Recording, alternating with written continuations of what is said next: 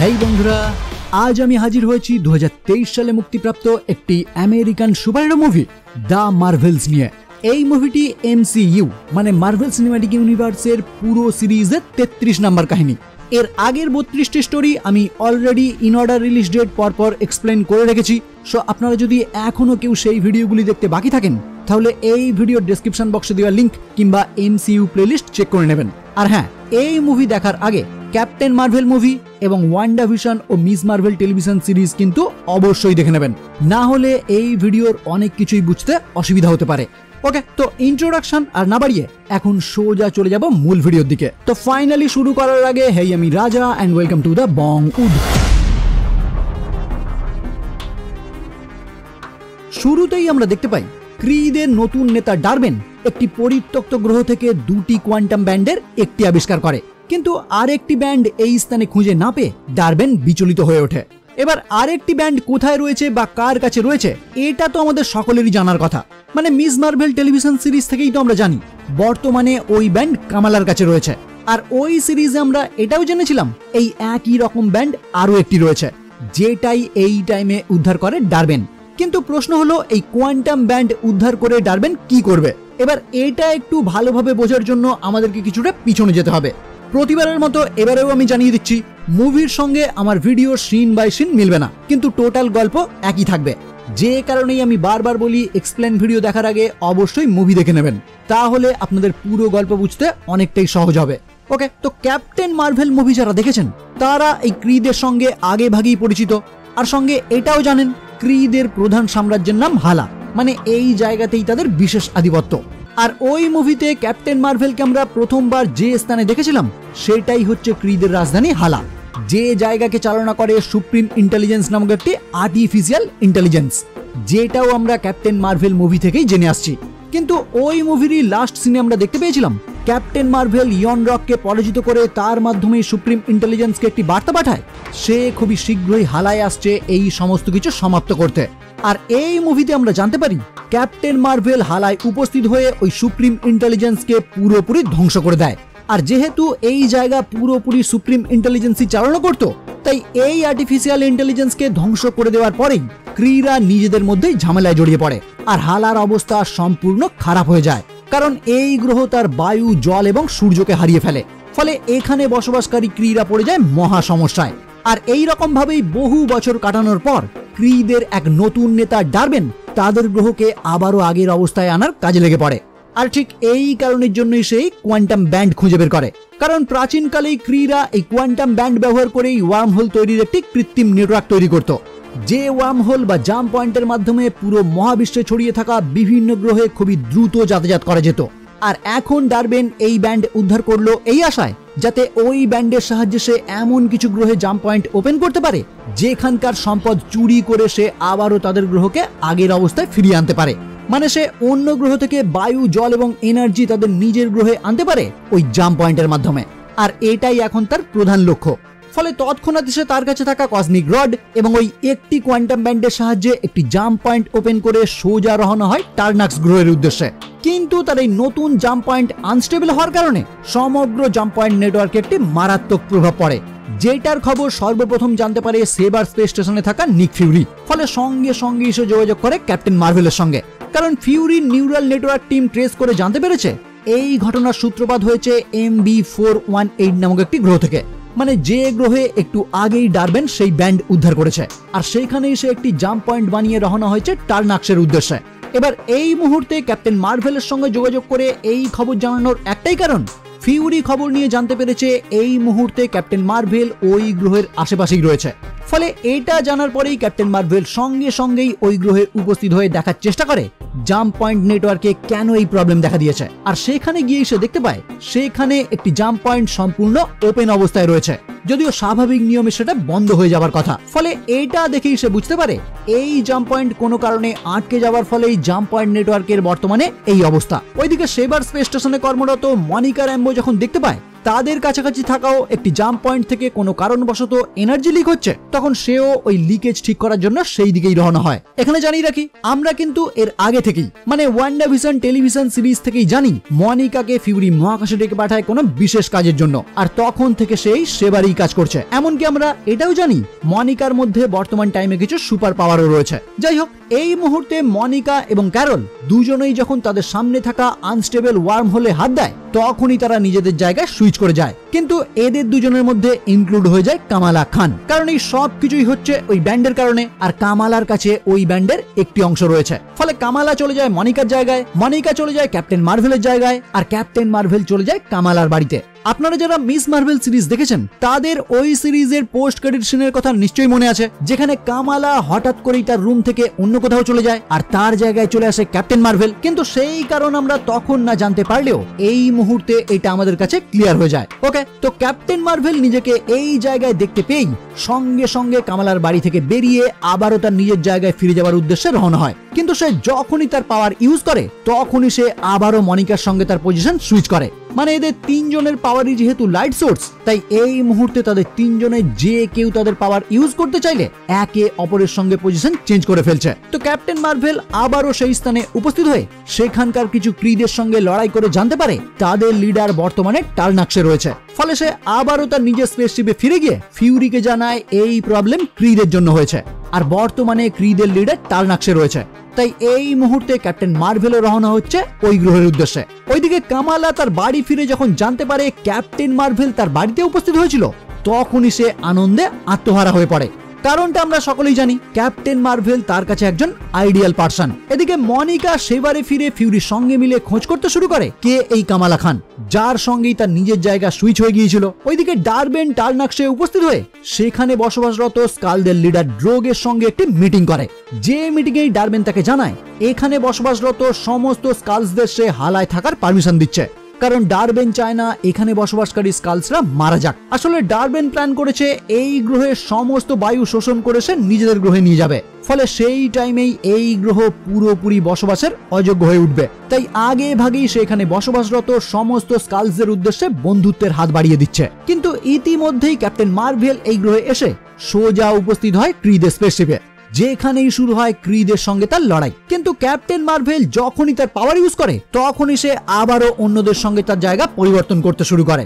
মানে কখনো মনিকা পৌঁছে যায় এই স্থানে, আবার কখনো পৌঁছে যায় কামালা, যে কারণেই তাদের সঙ্গে সঙ্গে এখানকার কিছু ক্রিও কামালার বাড়িতে এবং সেবারেও গিয়ে উপস্থিত হয়। কিন্তু লড়াই কিছুক্ষণ থামার পর এবং যে যার নিজের জায়গায় ফিরে যাওয়ার পর মনিকা এবং ফিউরি দুজনেই উপস্থিত হয় কামালার বাড়িতে। কিন্তু ফিউরি এবং মনিকার সঙ্গে কথা বলার টাইমে কামালা যখন তার নিজের পাওয়ার তাদেরকে দেখানোর চেষ্টা করে, সঙ্গে সঙ্গে সে ক্যাপ্টেন মার্ভেলের সঙ্গে আবারও তার জায়গা চেঞ্জ করে ফেলে। ফলে ক্যাপ্টেন মার্ভেল এই স্থানে উপস্থিত হয়ে আবারও মহাকাশের উদ্দেশ্যে রওনা হলে মাঝ আকাশে সে আবারও কামালার সঙ্গে চেঞ্জ হয়ে যায়। মানে কামালা মাঝ আকাশ থেকে নিচের দিকে পড়তে শুরু করে, যাকে আবার ওই স্থান থেকে উদ্ধার করে মনিকা। কিন্তু লাস্ট পর্যন্ত তারা দুজনেই পৌঁছে যায় ক্রিদের সেই স্পেসশিপে, যেখানে ডারবেন তাদের উপর হামলা করতে গেলে ক্যাপ্টেন মার্ভেল ঠিক ওই টাইমেই সেখানে উপস্থিত হয়ে তাদেরকে তার হামলার হাত থেকে বাঁচিয়ে নেয়। কিন্তু ক্যাপ্টেন মার্ভেল যখন ডারবেনের উপর অ্যাটাক করে, সে তার হাতে থাকা ওই ব্যান্ডের সাহায্যে ক্যাপ্টেন মার্ভেলের সমস্ত শক্তি শোষণ করে সেই ক্ষমতাই আবার তার উপর প্রয়োগ করে এবং পরবর্তীতে ডারবেন সেখান থেকে পালিয়ে যায়। ফলে ক্যাপ্টেন মার্ভেল, মনিকা, কামালা তিনজনেই ক্রিদের স্পেসশিপ থেকে টার্নাক্স গ্রহতে উপস্থিত হয়। কিন্তু ডারবেন কিছুটা দূর থেকে স্কালসদেরকে উদ্দেশ্য করে জানায়, আমি এখানে উপস্থিত হয়েছিলাম তোমাদের দিকে বন্ধুত্বের হাত বাড়াতে, কিন্তু তোমরা এই ধ্বংসকারীকে এখানে ডেকে আনলে। আসলে হালার ওই আর্টিফিশিয়াল ইন্টেলিজেন্সকে ধ্বংস করে দেওয়ার পর সমস্ত ক্রি জাতি ক্যাপ্টেন মার্ভেলকে একজন ধ্বংসকারী হিসাবেই আখ্যা দিয়েছে, যে কারণেই ডারবেন রেগে গিয়ে তার কাছে থাকা ওই কোয়ান্টাম ব্যান্ডের মাধ্যমে একটি জাম্প পয়েন্ট ওপেন করে সেখানকার সমস্ত বায়ু শোষণ করে নিজেদের গ্রহতে নিয়ে যেতে শুরু করে। ফলে নিমেষেই এখানেও শুরু হয় ধ্বংসলীলা। ফলে ক্যারল, মনিকা, কামালা তাদের নিজেদের ক্ষমতার মাধ্যমে কিছু স্কালসদের উদ্ধার করে ক্যাপ্টেন মার্ভেলের স্পেসশিপে নিয়ে এলেও বেশিরভাগ স্কালসরা ওই গ্রহতেই মারা যায়, যে কারণে এই স্কালসদের লিডার ড্রোগো কিছুটা হলেও এই কাজের জন্য ক্যাপ্টেন মার্ভেলকেই দায়ী করে। যদিও ক্যাপ্টেন মার্ভেল তাদের উপকার করার জন্য ভালকারিকে সেখানে ডেকে পাঠিয়ে সমস্ত স্কালসদের তার সঙ্গে পাঠিয়ে দেয় নিউ অ্যাসগার্ডে বসবাস করার জন্য। মানে তাদের যেহেতু এখন আর কোথাও থাকার জায়গা নেই, তাই ক্যাপ্টেন মার্ভেল ভালকারিকে সাহায্য করতে বলে এদের বাসস্থানের জন্য। আর এরপরই তারা তিনজন মিলে একটি টিম হয়ে ডারবেনের সঙ্গে লড়াই করার সিদ্ধান্ত নেয়, কারণ লড়াইয়ের টাইমে তারা একে অপরের সঙ্গে সুইচ সুইচ হয়ে যাচ্ছে। যে টিমের কামালা নাম দেয় দ্য মার্ভেলস, আর মনিকার কোড নেম দেয় প্রফেসর মার্ভেল। যাই হোক, এর পরবর্তীতেই তারা তিনজন মিলে আলোচনা করে জানতে পারে কামালার কাছে ঠিক যেরকম ব্যান্ড রয়েছে ওই রকমই একটি ব্যান্ড ডারবেনের কাছেও রয়েছে, যার মাধ্যমে সে ওই সমস্ত জাম্প পয়েন্ট গুলি ওপেন করছে। কিন্তু একটি মাত্রই ব্যান্ড ব্যবহার করে ওই জাম্প পয়েন্ট গুলি ওপেন করায় সেগুলি সম্পূর্ণ আনস্টেবল, যে কারণেই জাম্প পয়েন্ট নেটওয়ার্ক ওভারলোড হয়ে যাচ্ছে এবং পুরো মহাবিশ্ব তাতে বিবর্ণ হয়ে পড়ছে। মানে এখন তাদের ওই ডারবেনকে যে কোনো উপায়ে থামাতে হবে, যে কারণেই তারা তিনজন মিলে প্র্যাকটিস করতে শুরু করে কিভাবে তারা নিজেদের পাওয়ার ইউজ করে লড়াই করতে পারে। মানে এখন তো একজন তাদের পাওয়ার ইউজ করলেই অন্য কারোর সঙ্গে সুইচ হয়ে যাচ্ছে, তো এই প্রবলেমকে কাজে লাগিয়েই কিভাবে লড়াই করা যায় সেটাই তারা এই মুহূর্তে প্র্যাকটিস করতে শুরু করে। কিন্তু পরবর্তীতে তারা ভাবতে শুরু করে ডারবেনকে তারা কোথায় পাবে। এদিকে ডারবেন তার নিজের গ্রহে উপস্থিত হয়ে সেখানকার সমস্ত ক্রিদের জানিয়ে দেয় এইখানকার বায়ু এখন তাদের জন্য শুদ্ধ, মানে ধীরে ধীরে তাদের গ্রহ আবারও আগের অবস্থায় ফিরে আসতে চলেছে। আর এর পরবর্তীতেই সে তৈরি হচ্ছে তাদের সূর্যকে আবারও আগের অবস্থায় ফিরিয়ে আনতে, কারণ তাদের সূর্য ধীরে ধীরে নিভে যাচ্ছে। কিন্তু তার এক সঙ্গী তাকে জানিয়ে দেয় তার হাতে থাকা একটি ব্যান্ডের মধ্যে এতটাও ক্ষমতা নেই যে তাদের সূর্যকে তারা আবারও আগের অবস্থায় ফিরিয়ে আনতে পারে। তাই ডারবেনকে ততদিন ওয়েট করতে হবে যতদিন না পর্যন্ত সে আরেকটি ব্যান্ড উদ্ধার করতে পারছে। কিন্তু ডারবেন জানিয়ে দেয় অপেক্ষা করার মতো সময় তাদের হাতে একদম নেই, তাই যা করার তাদেরকে খুব তাড়াতাড়ি করতে হবে। ওইদিকে দেখা যায় নিক ফিউরি কামালার মা, বাবা এবং দাদাকে তাদের মহাকাশ স্টেশনে নিয়ে আসছে সুরক্ষিত রাখার জন্য, কারণ কামালা না থাকা অবস্থায় তাদের পৃথিবীতে থাকাটা একদমই সুরক্ষিত না। আর এদিকে ক্যাপ্টেন মার্ভেল, মনিকা এবং কামালা তিনজন নিজেদের মধ্যে আলোচনার মাধ্যমে অনুমান করে প্রথম যেহেতু তারা টার্নেক্সের বায়ু চুরি করে নিজেদের গ্রহতে নিয়ে গেছে, তাই পরবর্তীতে তারা এমন কোন গ্রহতে হামলা করতে চলেছে যেখানকার জল তারা নিজেদের গ্রহতে নিয়ে যেতে পারে। আর সেই জায়গা খুব সম্ভবত হতে পারে আলাদনা, কারণ আলাদনা নামক ওই গ্রহে 99% সমুদ্র রয়েছে। আর ডারবেন সেই সমস্ত গ্রহগুলিকেই আক্রমণ করছে যা আমাদের ক্যাপ্টেন মার্ভেলের জন্য অর্থপূর্ণ। মানে ওই সমস্ত গ্রহে বসবাসকারীদের সঙ্গে ক্যাপ্টেন মার্ভেলের আগে থেকেই একটি সম্পর্ক রয়েছে। আর অবাক করার মতো বিষয় হলো এই আলাদনা নামক গ্রহের রাজকুমার ইয়ানের সঙ্গে ক্যাপ্টেন মার্ভেলের বিয়েও হয়েছিল, যদিও ক্যাপ্টেন মার্ভেল জানায় এটা বিশেষত একটি চুক্তি ছিল। সে যাই হোক, ডারবেন ওই গ্রহে হামলা করতে পারে এই চিন্তা ভাবনা নিয়েই ক্যাপ্টেন মার্ভেল, মনিকা এবং কামালা তিনজনেই উপস্থিত হয় আলাদনায়, যেখানে প্রথমেই শুরু হয় বিশাল নাচাগানা, যেগুলি আমার ভিডিওতে আমি উল্লেখ করছি না, সোজা আমি মেন পয়েন্টে আসছি। ক্যাপ্টেন মার্ভেল এখানকার প্রিন্সেসকে জানায় ডারবেন খুব শীঘ্রই এই স্থানে উপস্থিত হবে তাদের গ্রহের জল নিজেদের গ্রহে নিয়ে যাওয়ার জন্য, তাই তারা যেন আগে ভাগে তৈরি থাকে। কিন্তু সে এটাও জানিয়ে দেয় সে যেন ডারবেনকে খুব স্মার্টলি হ্যান্ডেল করে, কারণ সুযোগ বুঝেই তারা তিনজন ডারবেনের হাতে থাকা ওই কোয়ান্টাম ব্যান্ড হাসিল করতে চায়। এনিওয়ে, ক্যাপ্টেন মার্ভেলের সন্দেহ অনুযায়ী ডারবেন কিছুক্ষণের মধ্যেই ওই গ্রহে উপস্থিত হয়ে সেখানকার প্রিন্সেসকে তার সামনে মাথা নত করতে বলে। ফলে তখনই শুরু হয় ক্রিদের সঙ্গে তাদের লড়াই, যে লড়াইয়ে ক্যাপ্টেন মার্ভেল, মনিকা এবং কামালা তিনজনই যোগ দেয়। আর তারা চেষ্টা করতে শুরু করে কিভাবে ডারবেনের হাতে থাকা ওই ব্যান্ড খুলে নেওয়া যায়। কিন্তু এরই মধ্যে ডারবেন যখন দেখতে পায় ওই সেম কোয়ান্টাম ব্যান্ডের আরেকটি কামালার হাতে রয়েছে, তখন সেও চেষ্টা করতে শুরু করে কামালার হাত থেকে ওই ব্যান্ড কিভাবে উদ্ধার করা যায়। ফলে মিস মার্ভেল শুধুমাত্র কামালার কারণে ডারবেনের সঙ্গে লড়াই না করে তার স্পেসশিপের মাধ্যমে তিনজন মিলে এখান থেকে পালিয়ে যায়। আর ডারবেন আবারও একটি জাম্প পয়েন্টের মাধ্যমে ওই গ্রহের জল শোষণ করে তার নিজের গ্রহে নিয়ে যেতে শুরু করে। এদিকে ক্যারল, কামালা এবং মনিকা তিনজন মিলে অন্য একটি গ্রহতে উপস্থিত হওয়ার পর মনিকা ক্যাপ্টেন মার্ভেলের থেকে ক্ষমা চায় এই কারণে যে তার জন্যই ক্যাপ্টেন মার্ভেলকে ডারবেনের সঙ্গে মোকাবিলা না করে পালিয়ে আসতে হলো। কিন্তু এইখানে তাদের মধ্যে আরো কিছু কথাবার্তা হওয়ার পর ক্যাপ্টেন মার্ভেল আবারও জানায় আমাদের এইভাবে পালিয়ে বেড়ালে একদমই চলবে না, যা হোক করেই হোক ডারবেনকে আমাদের থামাতেই হবে। যদিও তার আগে মনিকা তাদেরকে মনে করিয়ে দেয় এই মুহূর্তে তাদের সব থেকে আগে ফিউরিকে মহাকাশ থেকে সাইড করতে হবে, কারণ ডারবেন ওই মহাকাশ স্টেশনেও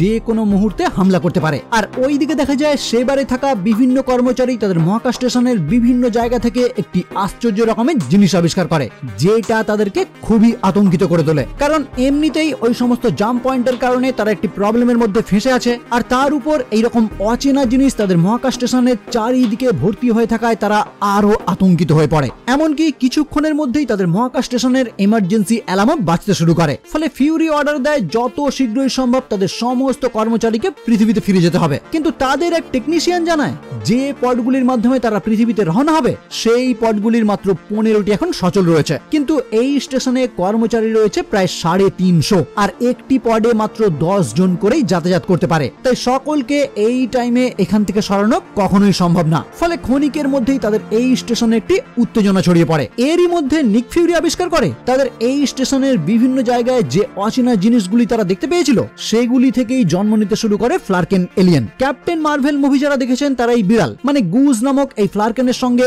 আগে ভাগেই পরিচিত, যে বর্তমানে ক্যাপ্টেন মার্ভেলের সঙ্গে থাকতো। কিন্তু এই ফাইটের টাইম থেকেই সেই মহাকাশ স্টেশনে চলে আসে, আর এই কদিনেই সে এই স্টেশনের বিভিন্ন জায়গায় ডিম প্রসব করেছে। মানে এটা গুজের টাইপ অফ ডিম বলা চলে, যেগুলি থেকেই এখন জন্ম নেয় প্রচুর ফ্লার্কেন। আর এত ফ্লার্কেন দেখেই ফিউরির মাথায় একটি অদ্ভুত আইডিয়া আসে। সে ওই সমস্ত ফ্লার্কেনদের তার কর্মচারীদের গিলে ফেলতে আদেশ দেয়। মানে একটি পদে 10 জন মানুষ ধরতে পারে, কিন্তু বিড়াল তো অনায়াসে 40-50টি ধরে যাবে। আর ওই সমস্ত ফ্লার্কেন একটি, দুটি কিংবা 3টি মানুষকে অনায়াসে গিলে ফেলতে পারে, আবার একদম অক্ষত অবস্থায় পরবর্তী টাইমে তাদের শরীর থেকে তাদেরকে বেরো করে দিতে পারে। তাই ফিউরি প্ল্যান করে এখানে যদি তার কর্মচারীদের এই ফ্লার্কেনগুলি গিলে নেয় আর তারপর পৃথিবীতে গিয়ে আবারও তাদেরকে বের করে দেয়, তাহলে এই দুঃসময়েও তার সমস্ত কর্মচারীকে বাঁচানো সম্ভব। ফলে সেই প্ল্যান মতোই শুরু হয়ে যায় কাজ। মানে বিড়ালগুলি সেখানকার কর্মচারীদের গিলে ফেলতে শুরু করে। আর এতক্ষণে ক্যাপ্টেন মার্ভেল, কামালা এবং মনিকা এই স্থানে হাজির হয়ে তারাও এই কাজে সাহায্য করতে শুরু করে। আর পরবর্তীতে ফিউরি তার সমস্ত কর্মচারীদের নিয়ে পৃথিবীতে